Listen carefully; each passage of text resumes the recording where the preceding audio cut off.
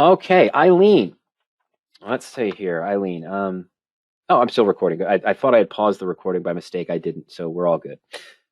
Eileen says, is it ever a good idea when having done a covered call and the stock price is way above the call strike to actually sell the stock yourself and pay out the other side? I think she's talking about straight liquidation in this case. She says, I bought Riot at 19 and did a covered call for the 30 strike and received $2.69. Stock is currently at 73.12 and the buyback cost of the call is 43.10. So does it, when it's way above the call strike, does that to actually sell the stock yourself and then pay out to the other side? Okay. I had seen this before, actually. She had sent it as an email, and she asked about it again. That's okay. So where do I want to go? Covered calls? Woohoo, there it is. Okay, so I've entered it, is where I'm going with this. Riot blockchain. I don't know the dates, but I know the prices. I don't know the expiration date for option, but I know the prices. So here we are saying that we bought on January 14th. We got Riot at $19. Okay, it might have been at 60 at that point. It might have been 50. I don't know. Example, we bought Riot at 19, sold the call for 269, and I used the March 5th 30 strike. That's my example. When tracking the positions in the PowerOptions Portfolio tool, you always want to make sure that you click on the stock analysis view, because this gives me the current liquidation gain or loss and the expiration gain and loss as well. Okay, Eileen, it expires February 26th. Same principle apply. And do we know why? This option is now so deep in the money that your liquidation value, 82.1%, is essentially 95% of what you expected to make on the position. Meaning what? Absolutely. Right now I can liquidate this whole position. Buy to close the put at talking about married puts too much. Buy to close the call at 41.63, sell to close the stock at 71.33. You get the max profit difference of what you paid and back of 13.40. So there's the 3,000 you mentioned. So you're making an 82.1% return. And in the next week, it's only going to be 83.9. That's the max position. It's still the same because it's assuming the max profit on the position. Let me change it to February 26. We can do that real quick on the fly. And the reason why I want to do that is because you're probably much closer to maximum profit. You can liquidate at any time in this case because it's just closer to intrinsic. That monetary value you're talking about is just closer to intrinsic value based on the current stock price. There shouldn't be any real time value remaining. 269, right? Okay. And there we go.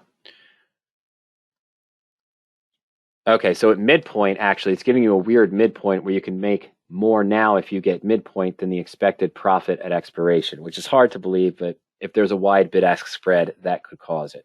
Let's take a deeper look. And we go to position actions, and then position analysis. All right, and there's, we're up there. The original expected profit, is 83.9%.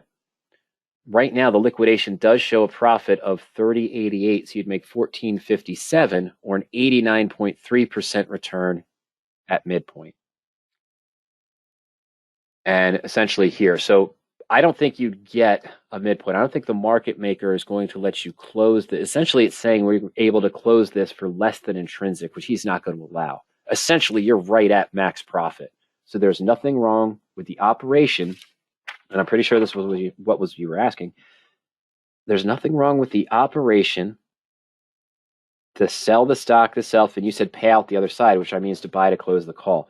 The operation you'd actually go through, though, recommended, is you should be able to perhaps just liquidate the whole position with your broker. But what you want to do is buy to close the call first, and then sell to close the stock. The reason why I say that is that if you sell the stock first, for whatever moments you're sitting there until this order fills, you're in a naked call. And I don't know what margin your broker is going to require you to put up in that position. You've still got a short call with nothing covering it. So in general, rule of thumb, buy to close the call first, then sell to close your stock. Okay. In that case, you're not left open for an in-the-money, or I'm sorry, yeah, an in-the-money naked call position at any time. Close the call first and then sell to close the stock. Are there rollout opportunities here? Yeah, you could pay a lot of money to roll up for the smaller premium. But again, what you're not gaining the level you missed, and I know you're not trying to, but you're not gaining the level you missed from 30 to 73 anymore. You see what I mean? All you're getting is the next time value of the new call. So our expected 83.9% return, even though we're moving from a 30 to a 100 call, is only going up to 86.9%. It's another 3% increase. It's just like doing the covered call. If I bought it now, why do I keep saying 70? Oh, yes, it's 71.33. And here with the 90 calls, you're going up to 89.5. That's for March 5th.